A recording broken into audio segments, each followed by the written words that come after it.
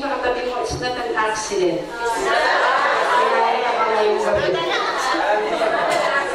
Sabihin mo, sa katabi mo, mamaya, bukol kung bukol.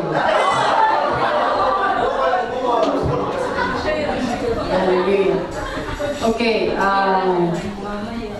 we have a very, what do you call this? The message of the Lord today is for all of us. It's not because I am here preaching, I have perfected this. Actually, ako po yung unang sobrang nabukulan nitong teaching na to. And that's why I have the desire to share it to everyone so that by now we could start practicing this one, because I believe that this is really very, very important. I'm talking about the kingdom principle on management. Well, partly I have already shared during our giving. So I would like to continue and bring you more revelation from this teaching, because the moment that I've heard this teaching, grabe po yung impact sa akin, and I realized so many things. Sabi ko, very important ito, that we should all know these things. Kasi hindi ito basta-basta natuturo sa mga churches. This is, I think, an absent component sa mga churches. That's why marami pong tayong alam na scriptures, pero bakit kaya hindi naman natin na-experience talaga? Diba? Sometimes, itong kingdom principle ito ng management is really very important, kasi if we really claim that we are living in a kingdom, the kingdom that we are living is not religion. It's not about religion. It's a government. Kingdom is government. So when you say it's government, it's administration. And the business of administration is to manage. And we need to be taught with this truth, so that we all could come together in the truth of applying this, because we were designed to dominate Earth, right? So maraming question, bakit marami bang hindi nangyayari? So this might be one of the reasons, or probably this is the key for us to be set free from this bandage or whatever sa finances. I'm talking about mostly on finances. Because maraming tao, in religion, many believe that when they get the Lord na maawa sa kanya ang Panginoon, when God feels sorry for us, then we could manipulate God to do something for us. Unfortunately, wrong, because God operates through principles. Hindi mo siya pwedeng magpaawa at babaguhin niya ang kanyang mga prinsipyo or will. So it's a wrong notion that in religion that God operates in emotions. No, God operates in His Word, and God operates through His principles. So, marahil meron tayong mga financial struggles and problems. It's because hindi nga po ito revealed, hindi po ito naituturo. And ang ano nito, we were violating a principle, a very important principle of management. Now, alam niyo po ba ang isa sa mga cause why management, the principle of management is according to analysis po ng ng study, the cause of this mismanagement, or the cause of the mismanagement of resources, is because of greed. Okay, so greed, pag tingnan mo pala ang greed, the meaning of greed is the mismanagement of resources for personal benefits. At sabi sa Luke, ang kaakibat ng greed ay nandiyan yung arrogance. Magbubunga na ito ng malice, ng deceit, folly. Folly, it means foolishness. May envy, may slander talking. May inggit because of greed. So we are not gonna be limited only with greediness with finances, but in every area. Lahat ng resources na ipinagkatiwala para sa atin ay ang reason kung bakit na-mismanage ang isang resources because of our personal greed. Ano po? Okay, maya-maya, sabihin mo na lang kung bukol-bukol tayong lahat. Okay? Now, and the Bible also says that greediness or these things, mga evil things na nangyayari, ay hindi pala ito aksidente. It all comes from within. Ibig sabihin, when we do something, it was already premeditated in the mind. Na alam mo na yun. Kaya, yun ang nangyayari. So, greediness is being warned. There is a big warning in the Bible in Luke 12, verse 15. Pakibasa po. Then he said to them, watch out, be on your guard against all kinds of greed. Life does not consist in an abundance of possessions. Amen. Look at that. Watch out kasi baka minsan hindi mo napapansin. In a very, ang tawag din, yung form niya hindi halata. Subtle. Sa Tagalog, halata. Okay, hindi halata. So, ibig sabihin po, watch out, be on your guard. Kailangan pala nating bantayan kasi minsan yung greediness ang nagnanakaw para hindi tayo makaalpas sa mga sitwasyon natin. Because, sabi dito, life does not consist in an abundance of possession. When we are already focused on material things, on possessions, dito bumabagsak. Hindi po masama maging mayaman. Kasi ang ating mga mighty servants like Abraham, he was very rich and God prospered him in all areas of his life. Ang pagiging mayaman ay isang desire ng Diyos ng ating tatay sa atin. The problem is when your focus or where your ito na lang ba ang tinitingnan mo na, kalimutan mo na yung gumawa ng creator, kung doon ka na sa creation. So kaya sinasabi dito, even if you become abundant or there's so many possessions, hindi yan ang tunay na buhay.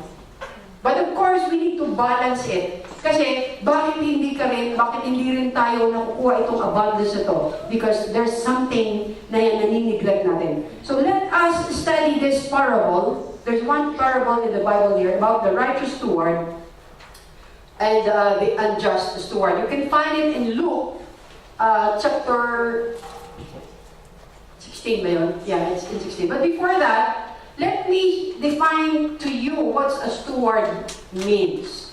Okay, when we talk about steward, a person who manages the resources or property of another. So, ibig sabihin, wala kang pag-aari. Pinamamanage ka lang. Property ng ibang tao. Ikaw lang ang nag-handle. Although you have the authority, bahala ka mag-manage over all of the master's resources and could transact. Pwede kang makipag-deal because you have the authority. But stewardship means God wanted to remind us that it is not belonging to you. It's not your property. You don't own it. That belongs to another. That's why the Bible calls us, in 1 Peter, pakibasa pa ulit.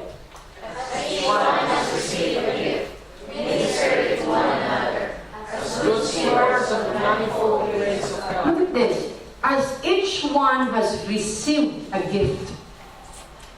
The Bible will always remind us that everything that we have is only a gift. We receive it. You did not earn it. You receive it as a gift. So ang bilin dito, you minister it to one another. Bigay mo na daw. So when you say minister, of course, according to the will of God, not just giving. Again, there's so many things that we need to learn on finances, and kaya maraming mga nangyaring hindi na iwasan mga mistakes, especially on handling finances, because because of the mismanagement. So, as good stewards of the manifold grace of God, grace, undeserved, hindi mo earn, hindi ka karapat-dapat. So, pinapaalalahan tayo maging mabuti tayo, mga managers. Hindi tayo dapat how do you say this? Kailangan tayo mag-watch out sa kung anong ipinagkatiwala. Amen? Amen. Inaantok na kayo? Okay. Continue natin. Now, let's study this. Luke 16, verses 1 to 12. The parable of the unjust steward. Okay. Verse 1, makibasa. Jesus taught his disciples using this story. There was once a very rich man who hired a manager to run his business and oversee all his wealth. But soon a rumor spread that the manager was wasting his master's money. So, sabi doon, ito i-share ni Jesus sa mga disciples using this parable na meron isang rich man na nag-hire ng manager. At itong manager na to, siya yung nagpatakbo ng business, nag-oversee ng kanyang mga ari-arian, wealth. But soon, nalaman ng owner na itong manager na to was wasting his money. So that way we could see that this manager is being irresponsible, ungrateful, abusive, and thief. Kasi hindi niya pera, wini-waste mo pala ito, nami-mismanage, and even the Bible calls it thief. So the master called him he called him in and said, "Is it true that you are mismanaging my estate? You need to provide me with a complete audit of everything you oversee for me. I've decided to dismiss you."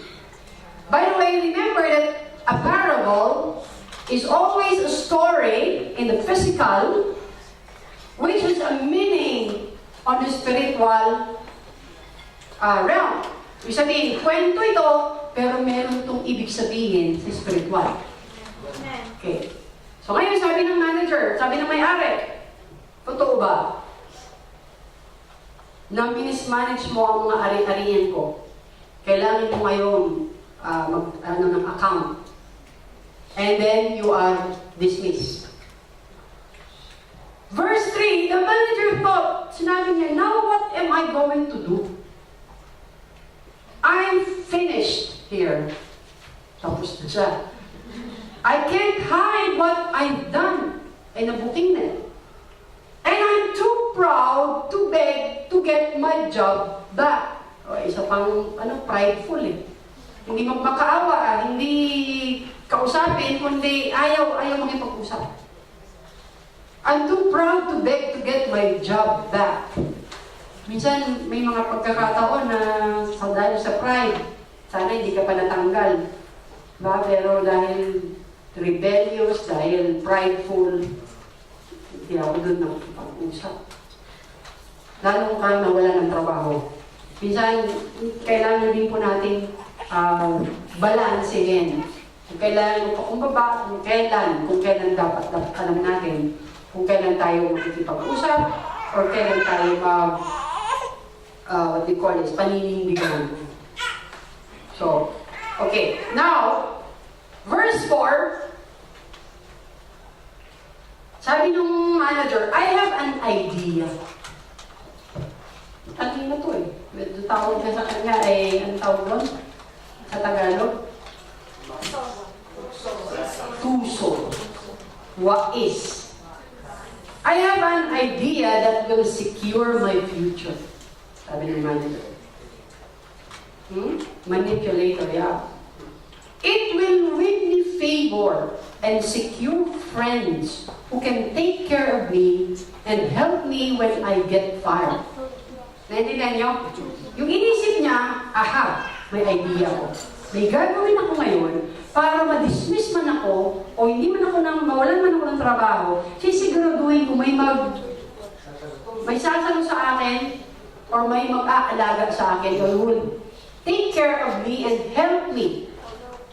So, ang mag-isip nito ay sa sarili, puro sa sarili. Manipulator na. Now, verse 5, so that this honest manager hatched his scheme. He went to everyone, kasi manager siya, alam niya kung sino yung may mga utang sa amin niya, no? He went to everyone who owed his master money. Pinuntahan niya ngayon. One by one. And he asked them, how much do you owe my master? So, inisa-isa niya, kinuha niya mga lista. Tinignan niya kung sino may mga utang, pinuntahan niya. Gumawa siya ng paraan. So, ganito po. One debtor owed $20,000. Ano sabi niya? So he said to him, let me see your bill. And he said, pay me, and we will settle for 20% less. Ilan ang 20% ng 20,000? Kayo na mag-compute. $4,000? So, $16,000 na lang ang sabi niya. O, yan na lang ang bayaran mo. So, the clever manager kanina, sabi sa kanya, dishonest naman. The clever manager scratched out the original amount owed and reduced it by 20%. Diniscountan yung may utang. And to another who owed $200,000, he said, pay me now, and we will reduce your bill by 50%. Shopping festival, 50% discount.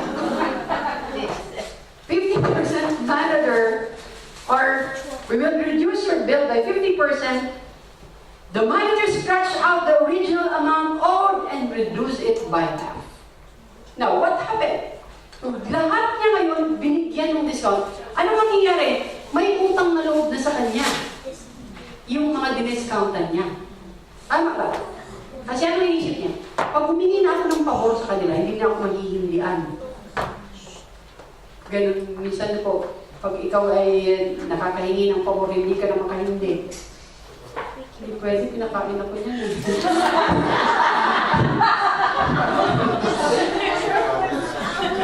But, ang pinuturo ng Panginoon kung nasaan dapat ang tama. Kahit pinakain ka ng pinakain, kung mali. Amen.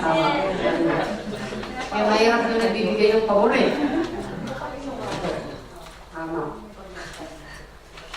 Now, verse 8. Even though his master was defrauded, naloko na, when he found out about the shrewd way this manager had feathered his own nest, galing naman ang English na yan, he congratulated! Naiintindihan niyo yun? Kinumend niya pa, kinongratulate niya pa the clever scoundrel yung parang unprincipled or dishonest for what he had done to lay out for his future needs. Hindi niya po kinongratulate kasi niloko siya. Ang kinongratulate nung may-ari yung pag-iisip niyang advance na i-secure ang future. Nakuha natin po. Kaya sabi ni Jesus, when he was telling this parable, sabi niya, Jesus continued, remember this, the sons of darkness are more shrewd than the sons of light in their interaction with others. Ibig ko sabihin, yun daw mga sinasabi pang sons of light or believers or the sons of this world or unbelievers, sabi niya, yung sons of this world or darkness, mas tuso sa pag-iisip ng future. Isinisecure ang bukas. Kesa naturingan kang banal, sons of light, laging nag-attend ng service. Banal. Holy. Sabi niya, holy broke.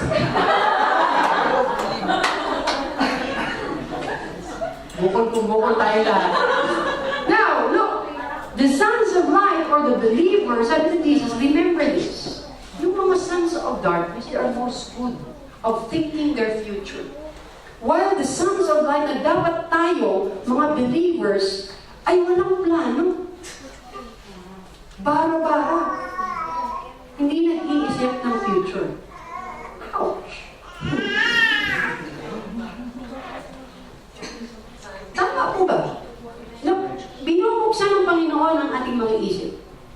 Kasi hindi dahil Kristiyano tayo or religious or we are attending church, wala na tayong pakialam doon sa sistema ng finances.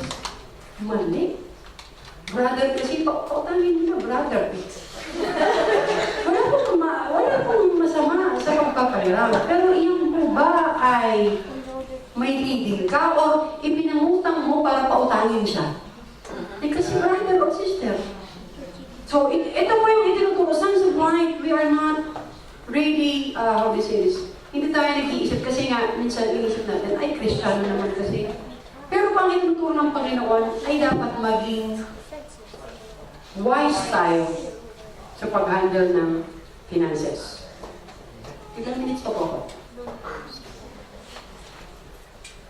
And look, as we continue, verse 9, it is important that you use the wealth of this world.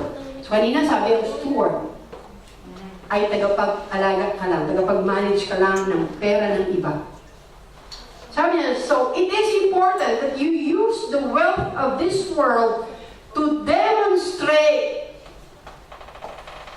your friendship with God by winning friends and blessing others.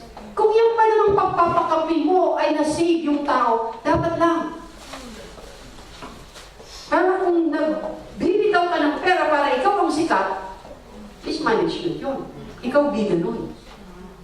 Sabi niya, gamitin mo ang finances or ang, what do you call this, i-bless, demonstrate the wealth of this world, use it to demonstrate the friendship with God by winning friends and blessing others. Ibig sabihin, kung ito ay kalooban ng Lord, naghahanap talaga ang Lord ng channel na maghahawak ng kanyang property para mag-bless ang ibang tao. Kaya nga, para lang, ang problema, yung cause is the greediness. Why? Because when you are greedy, you try to manipulate these resources for yourself only. Kaya nai-stop ang blessing. So sabi dito, then when this world fails and falls apart, end of the world. May end of the world po. Kaya minsan focus ka sa isang bagay para wala na bang katapusan. Whether you like it or not, we are all going to die. Amen. Your generosity will provide you with an eternal favor. Alam niyo po ba isang description nito na sinasabing everlasting home? Sabi ng isang demonstration nito, yung eternal home na sinasabi, eternal reward. Alam niyo po ba, pag ikaw ay nag-spend ka, ginamit mo ang wealth ng Panginoon para mag-win ng soul o para mag-invest para sa kanyang kingdom, pagdating daw po natin doon sa everlasting home, alam niyo po ba na nakalinya ang mga tao pagpasok mo?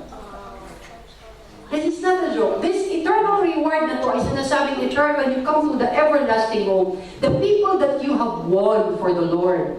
The people that you have spent with your finances para lang mapunta sa Panginoon. They will come to you, hindi mo na alam. They will come to you and they will say, welcome to this everlasting home. Ako po yung nag-benefit nung ibinigay mo. Kaya ako na-save. You remember the song, Thank You for Giving to the Lord? This small kid wrote this one. Sabi niya, during our Bible school, nung bata kami, tinuturuan kami nito. And when he became a preacher, or he grew old, naaalala niya na binigyan sila ng investment ng isang taong ito at ngayon siya ay nasa langit.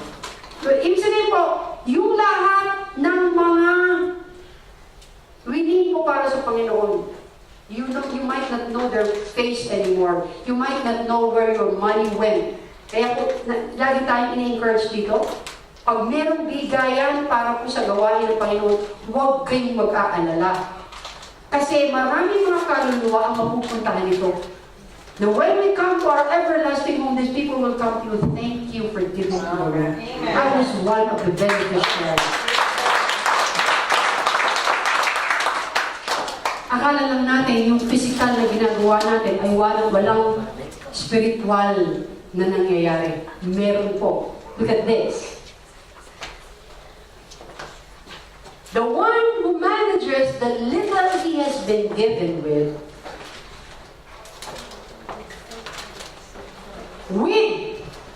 faithfulness and integrity will be promoted and trusted with greater responsibility. Nandoon na ang principle.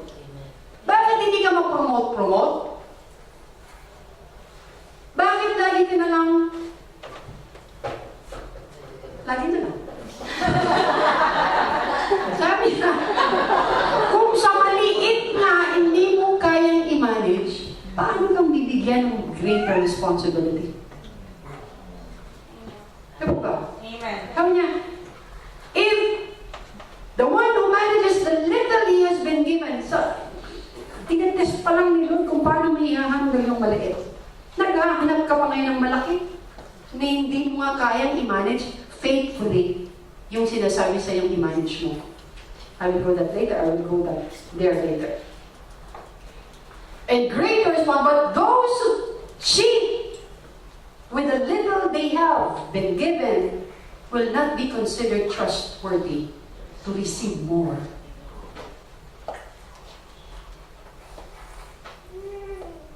Hindi ko ng Tagalogin ba? Na maintindihan na nito. Kami na lang mag-Tagalog yan. Kasi sabi niya, kaya pala hindi ka na po promote, may mga bagay pa, kahit sa maliit pa nga, hindi ka pa mapagkatiwalaan. Sa money, especially sa money. Mamaya, mas bukol na itong sasabihin ko. If you have not handled the riches of this world with integrity, why should you be trusted with the eternal treasures of the spiritual world? Another, the physical action, the way we handle in the physical, meron pong kaakibat na spiritual world na effect. Pero tama mo ba? If you cannot handle the riches of this world with integrity, ano pong ibig sabihin ng integrity? What is right and wrong? Alam niyo po ba ang ibang term ng integrity ginagamit is holiness? Integrity, holiness, doing what is right. Why should you be trusted with the eternal treasure of the spiritual world? So meron po talagang effect sa spirituality. Ang physical na ginagawa natin. Kaya nga po, hindi pwedeng walang action sa physical kahit Kristiyano kasi sabi, nananampalataya naman ako, alam naman ni Lord, naniniwala ako sa Kanya. Kaya hindi ko na kailangan mag-attend. Hindi ko na kailangan mag-pray. Alam niya na yun. Hindi pwede. Nire-reduce mo lang doon sa emosyon, sa intellect na lang. Hindi. Ang confirmation na totoo ang sinasabi mo, nakikita sa action. Kaya hindi pwedeng declare ka ng declare. Tapos kontra naman yung physical. Kaya hindi pa lalag. Kaya isang taon na ako ka-declare. Eh, ginagawa mo, kontra doon sa dinideclare mo. Parang sabi ko nga nung na-share ko pa parang pair of shoes sila. Hindi pwede magkahiwalay. Whatever you declare, whatever you believe, your faith is coupled with work. Amen. Amen. Faith ka ng faith, walang work. So, ibig sabihin, hindi pwedeng mag-kontra ang ginagawa mo doon sa pinaniniwalaan mo. Hindi pwedeng by faith lang. Oh, I declare I am rich! Lakas naman ng boses. Di mo ba ba? How do we handle in the physical? Di ba?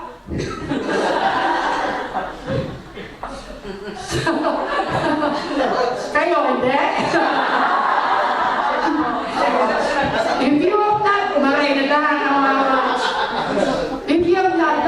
right. If you have not handled the riches of this world with integrity, ito na po yun. Now, meron tayo ngayon kingdom strategy, the very important key why there is no growth, there is no promotion, there is no prosperity. Look at this. Genesis 2:5, this is the one I shared during the giving. Sabi po dyan, medyo verse 5, now no shrub had yet appeared on the earth, and no plant had yet sprung up, for the Lord God had not sent rain on the earth, and there was no one to work the ground. Look at this. No life on earth. Imagine, noong bago pa i-create ang plant, i-create ang animal, i-create ang anything that grows, hindi muna ito ginawa ng Panginoon. In-stop niya muna to. Can you imagine ang earth without any life? Sabi niya dito, in-stop, withhold ng Panginoon ng growth because there was no one to till the ground or to work. God was withholding growth. He was holding back progress. He was stopping the development, and He did not want anything to advance because He cannot, there was no man yet to work. Tama po ba? He did not allow anything to come to life because there is a problem. There was no man and there was no managers. So God's motivation for creating man, ang motivation talaga ng Lord, ang purpose niya, hindi naman po talaga religiosity. But for us to dominate the earth through management of resources. In all areas. In all areas. Alam mo ba yung word na yun? Pag tinignan mo yung meaning ng word sa Hebrew is eragon. Hindi ang Bicol. Oragon naman yung Bicol. The meaning is management. So there was no work, there was no manager. So God's business is to, ang kanya talagang motivation para create ang tao, para mag-manage talaga ng resources. Para i-dominate natin ang earth. Pero ang tinuturo nga ng religion sa atin, papunta tayo lagi sa langit. Ito namang kingdom, dapat nag-dominate tayo dito sa earth. In all areas. I remember one story, I think I heard this from Miles Monroe. Sabi niya, when he was a little boy, they were very poor. But 3 times a week, his parents is bringing him to the church. 3 times a week nag-service. Umaattend. Kumakanta ng hallelujah. Pero pag uuwi sila, wala silang pagkain. Ang tulugan nila ay napakasikip. They are in poverty. So he was complaining to the Lord. He was saying, Lord, you are not true. You are not existing. Because if you are true, why are you making us poor? Bakit yung mga puti ay mayayaman, kami mga itim? Kasi siya ko ay... so, sabi niya, why are we poor? So, alam niyo po, sinagot daw siya ng Panginoon. Sabi niya, son, it's not my business to make poor or rich. My business is to make people. Why they are poor or they are rich?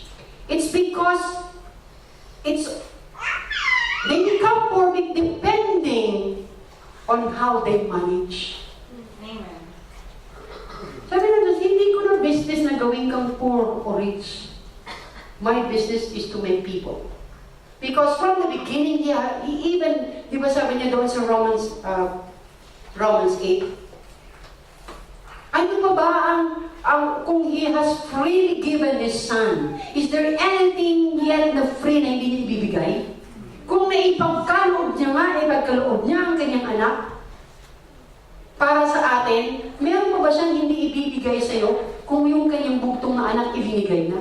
Would He withhold things from us? But it's no longer from His hands. The man were given authority and dominion. Sabi niya, nagiging pobre, nagiging mayaman, ang mga tao, depende kung paano nila manage ang kanilang management ng kanilang resources. Ano po yun?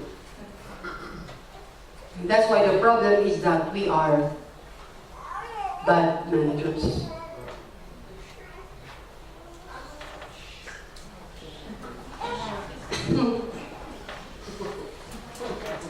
Why? Because God protects His resources. He withhold it from bad management. Kaya pala, walang progress, ini-stop niya ang growth, ini-stop niya ang advancement kasi He's protecting His resources from bad managers.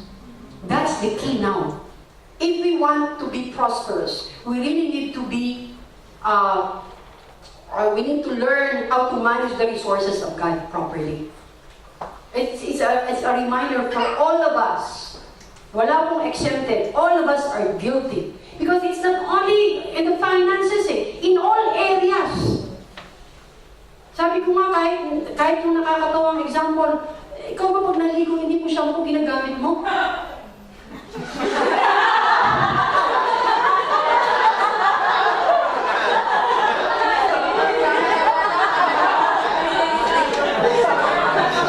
Pag wala kang sibuyas, kung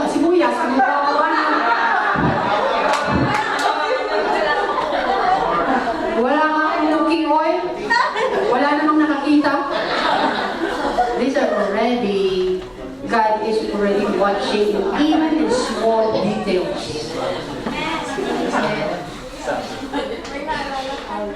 Nakita ka ng basura, itinapon mo ba? Small details po, nakatingin ang Panginoon. He's watching because why? He's testing you. How will you manage?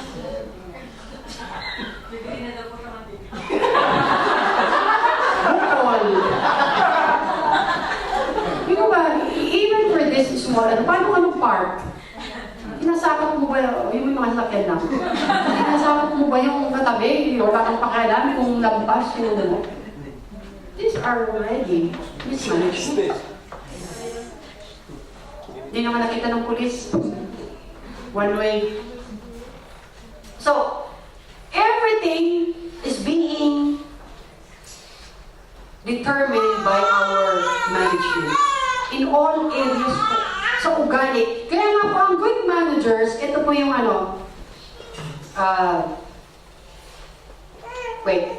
Luke 16:12, the last verse. If you've not been proven faithful with what belongs to another, hindi mo gamit. Sabi ko nga isang araw, dati, manghihiram ako ng gunting. Hindi ko naman naisoli. Pag siningil ka, asan yung gunting? Galit pa ako. Hindi ko naman ginamit. Kayo rin, di ba? Ikaw na pinahiram, ikaw pag galit, pag hinahanap sa'yo. Sinisingil ka, ikaw pa ang arrogante. Di ba, this is one things pala ay mayroon na kaagad negative points. Paano tayo magpabaya? Paano tayo akala natin wala kang pakialam? Yung binigay sa'yo responsibilidad, pinag-aralan mo ba? Or you're just taking it for granted? Kaya nga po, even small, pag-ayos ng mga upuan, pag-ayos ng mga sobre, pag-ayos ng paglahat ng mga gamit dito, tinitingnan na ng Panginoon. Kasi hinahanap niya, yung sa small things pa lang ay mapagkakatiwalaan, yun ang kanyang mga bibigyan ng malaking responsibilidad.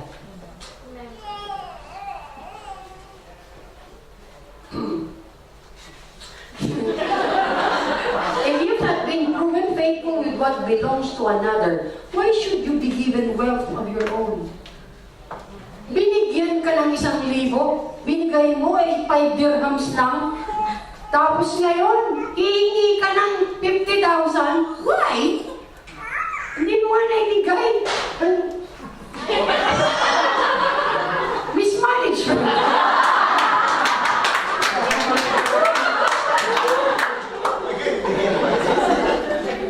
Saka lang po. 5 minutes. Okay. So this is the principle given to man by God. The principle of management. Yung po ang gusto ituro sa atin ng Panginoon. Hindi tayo dapat nakaantabay lang sa miracle. Kaya lagi ka na nanalangin ng lottery. Kaya nga, ang mahilig sa gambling. Kasi po pala, ayaw ng Panginoon ng gambling, ayaw niya ng lottery. Because it cancels work. It cancels management. Ayaw niya ng mga shortcut. It destroys the principle of management with these things. Sometimes people, we want to gain without effort. Di po ba? Kaya pala. So these are the things that a good managers are expected. Dapat kung gusto mo matuto na maging good managers, you should have integrity, yun, to doing good. Accountability, anong ibig sabihin ng accountability? Yung lahat ng pinagkatiwala sa'yo ay i-report mo. Tama po ba? Hindi ka nagagalit pag tinatanong ka.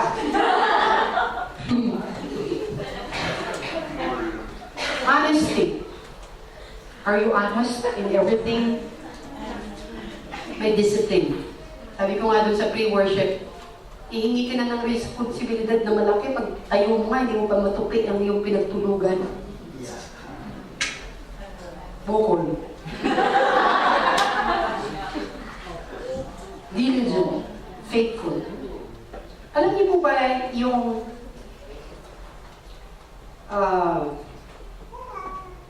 giving to the Lord?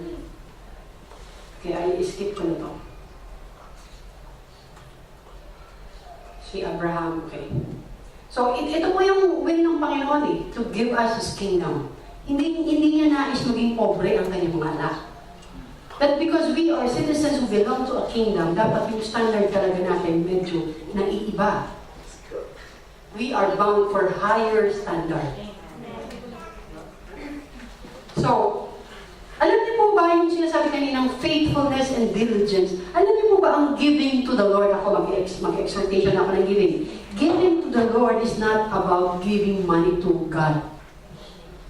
Giving is about a training of how faithful you can be in the small portion na nare-receive mo.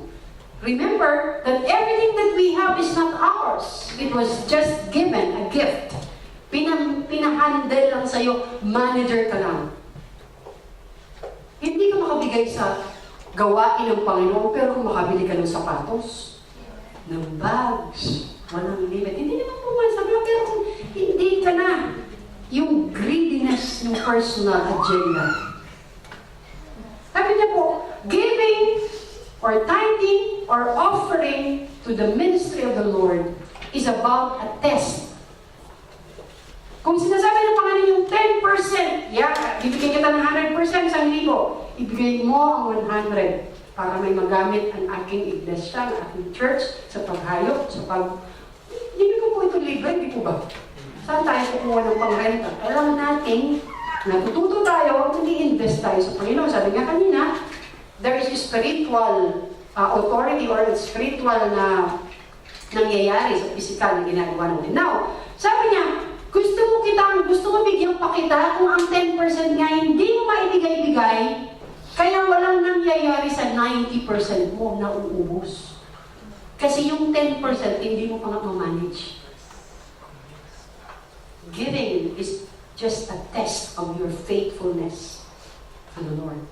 And because it is a kingdom culture of kings, alam niyo po ba, isa pang kultura or isang principle, isn't it that we in the kingdom claims to be kings?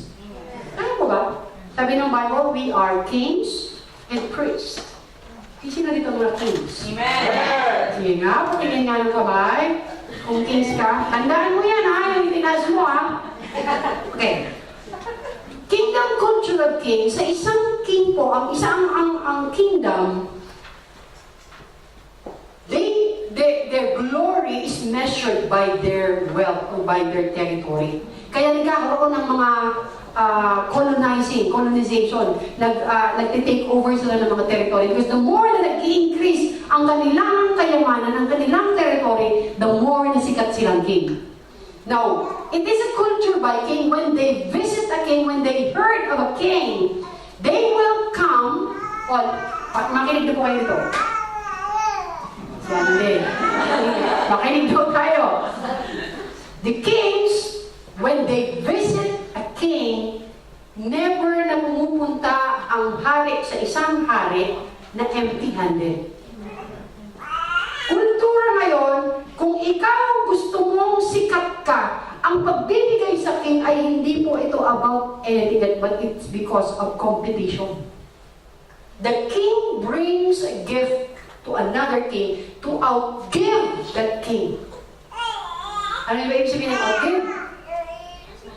Mahigitan niya ang wealth ng king. Magdadala siya ngayon ng kanyang best para ibigay doon sa king, sa bisita, sa bibisitahin niya. Kapag hindi ito nahigitan nung binisita, mas sikat yung nagdala. Kasi hindi siya mapantayan o mahigitan yung kanyang dinala. Kaya ang gagawin ngayon ng king, para siya ay ma-recognize na the great king, hihigitan niya yung ibinigay ng king na nagdala. Nag-gets nyo ang principle? Amen. Now, are you king? Amen. And we are visiting the King of Kings. Amen. Tama ba? Amen. So when we give to the king, of course we cannot outgive him, but when we give something, the King of Kings will return it more than what we have given. Because it's a culture.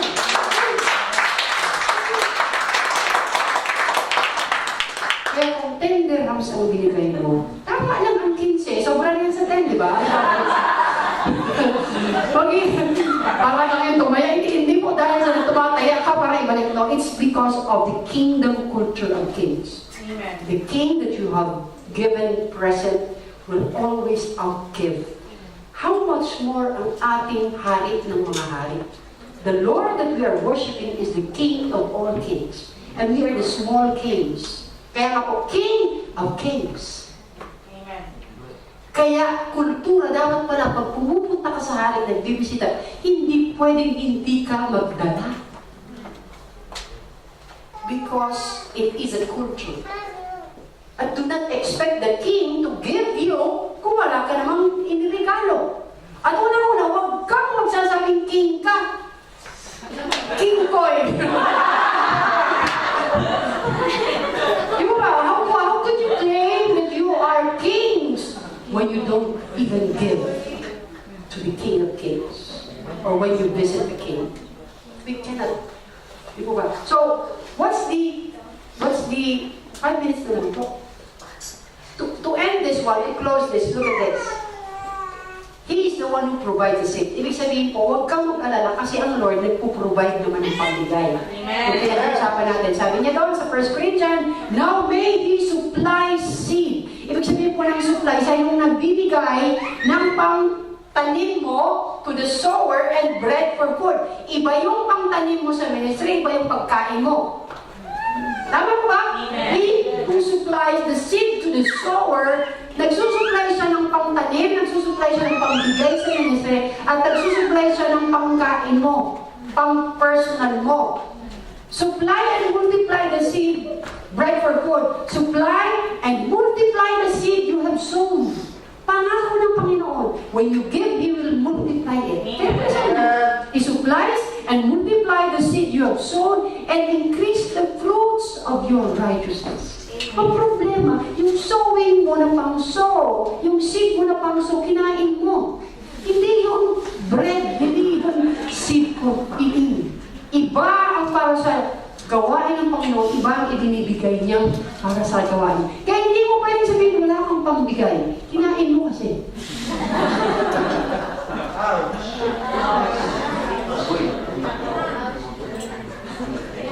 Kaya sabi ng word yan, may ibinigay siyang for sowing, may ibinigay siyang para sa pagkain, sa personal bread for your food. But because of greediness, the greedy spirit in us, manipulating the resources for our personal benefit, that's the problem, that's the cause of the crisis that happens to our resources.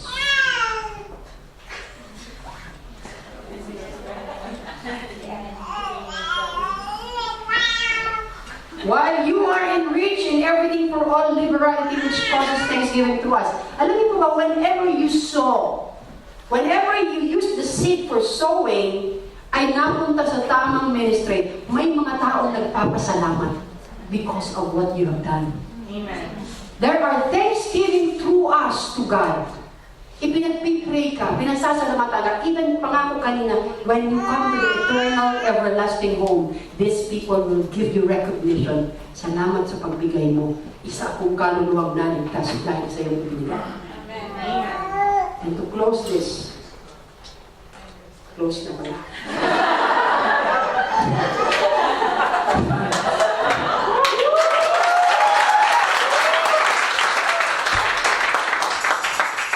Let us not just be listeners, but doers of the word. Ibinigay na ng Panginoon ang reason. Ibinigay niya na ang susi ng principle kung paano tayo nananagana. Because if we became bad managers, now, starting tonight, remember that God is testing you in every areas. He's watching us in all our character, our dealings, kung paano ka mag-waste, paano ka mag-preserve, paano ka magpahalaga ng resources niya. By why? Because the principle, He will protect His resources. He will stop the growth. He will stop the progress if we are wasting His resources. Amen? Let's all stand up. Hallelujah.